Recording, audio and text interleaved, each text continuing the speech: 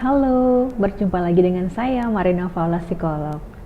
Nah, teman-teman melihat saya ada di sini, ini adalah klinik psikologi di Rumah Sakit Umum Daerah Sultan Syarif Muhammad Al-Qadri, Kota Pontianak.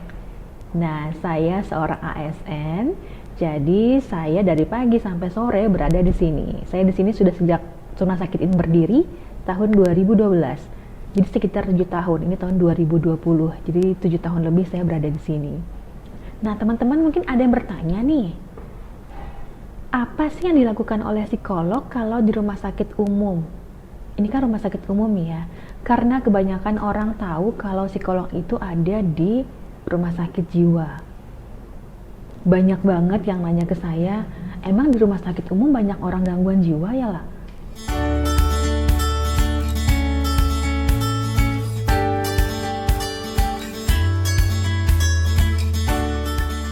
Melihat pertanyaan banyak orang seperti ini, saya berpikir sepertinya teman-teman ini banyak yang nggak tahu tugas psikolog itu ngapain.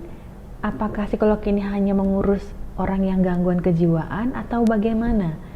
Nah, saya mau jelaskan sedikit bahwa psikologi, teman-teman kalau mau ke psikolog itu nggak harus mengalami gangguan kejiwaan. Nah, ada macam-macam masalah yang bisa teman-teman ceritakan, sharingkan, atau periksa ke psikolog. Dari masalah pribadi yang ringan pun boleh ke psikolog. Kenapa? Kadang-kadang ada orang yang tidak bisa membuka dirinya ke orang lain karena dia tidak merasa bisa percaya pada orang itu. Jadi dia membutuhkan orang profesional untuk memecahkan masalahnya.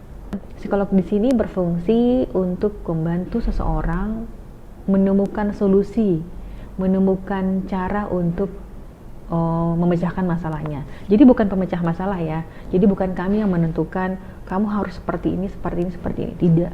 Jadi kami membantu orang-orang untuk menemukan solusi dari masalahnya.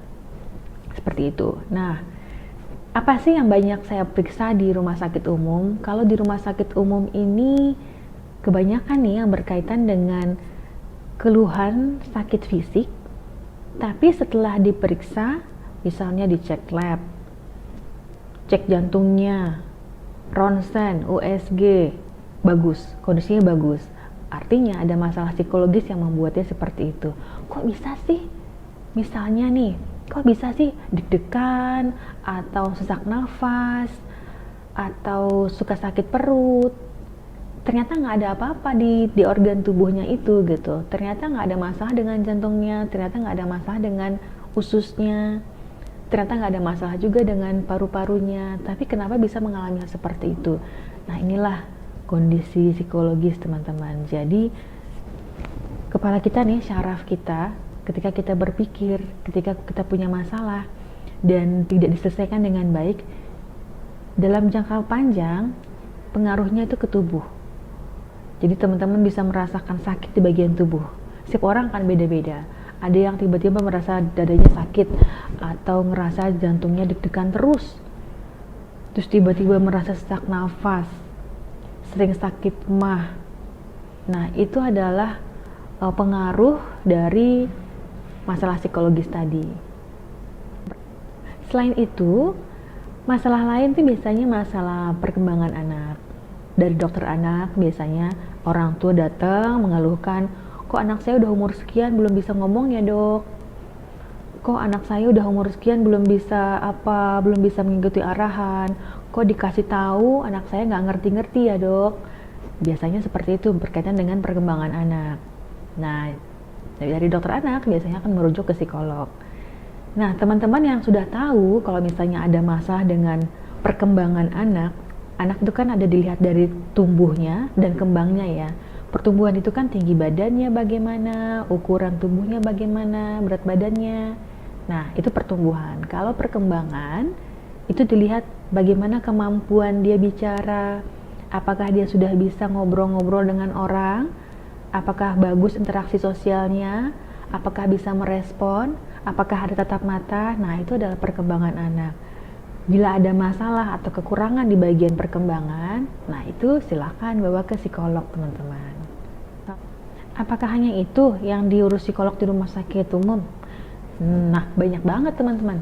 Jadi sebenarnya teman-teman sama dengan psikolog yang lain, teman-teman juga bisa konsultasi masalah keluarga. Ada masalah dengan pasangan, ada masalah dengan seksual, perilaku seksual, begitu. Itu juga bisa. Jadi teman-teman silahkan jangan sungkan untuk ke psikolog. Psikolog punya kode etik, kami tidak akan menceritakan masalah teman-teman ke orang lain, karena apa yang teman-teman ceritakan ke kami akan kami simpan. Jadi hanya psikologlah yang mengetahui masalah teman-teman. Kalau saya nggak ada sakit apa-apa, nggak ada masalah, boleh nggak saya ke psikolog? Boleh banget teman-teman. Silahkan datang, tanyakan apa saja yang teman-teman pengen tahu. Mungkin pengen mengetahui apakah perilaku saya sudah baik, sudah benar, apakah yang saya rasakan ini normal atau berlebihan. Silahkan tanyakan.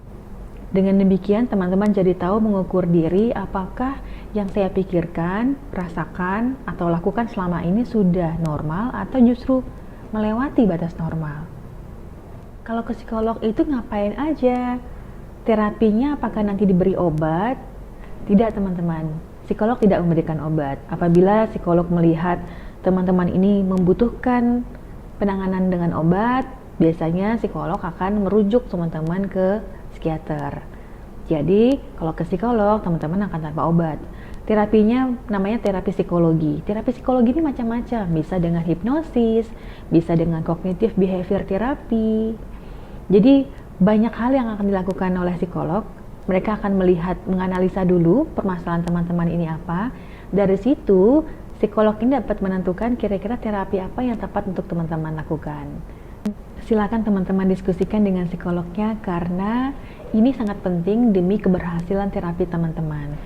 Jadi kalau tidak dibicarakan, kadang-kadang nih ya, pasien merasa, kayaknya baru pertemuan pertama kali, aduh kok kayaknya nggak ada efek, nggak ada pengaruh apa-apa ya, aku nggak ada perubahan. Nah, diskusikan dengan psikolognya. Kadang-kadang ketidaktahuan klien bisa membuat terapi itu tidak berhasil. Yang seharusnya terapi itu dilakukan beberapa kali baru kelihatan hasilnya, atau bagaimana melihat hasilnya, bagaimana melihat perubahannya, itu ada caranya semua. Jadi teman-teman supaya tahu pengaruh apa sih, apakah satu sesi itu bisa membuat seorang berubah atau bagaimana, tanyakan, diskusikan dengan psikolognya. Jadi teman-teman, semakin teman-teman tahu kondisi teman-teman, teman-teman jadi semakin bisa memahami. Bila memahami dan kooperatif dengan psikolognya, keberhasilan terapi akan jadi lebih baik. Seperti itu teman-teman. Jadi silahkan kalau teman-teman merasa membutuhkan psikolog, datanglah ke psikolog. Tanyakan. Bahkan kalau misalnya bingung, ngomong aja, saya kok serba bingung ya, saya bingung mau ngomong apa. Tanyakan aja. Demikian teman-teman, jadi jangan ragu ya untuk datang ke psikolog. Datang aja ke psikolog, tanyain apa yang teman-teman pikirkan, rasakan saat itu, atau mungkin teman-teman butuh pendapat untuk menyelesaikan masalah, silahkan tanyakan. Semoga masalah teman-teman dapat diselesaikan dengan baik dan teman-teman bisa menjadi lebih nyaman pikirannya, enak tidur ya, beraktivitas dengan nyaman juga, bekerja juga jadi lancar. So, terima kasih, ketemu lagi di video selanjutnya.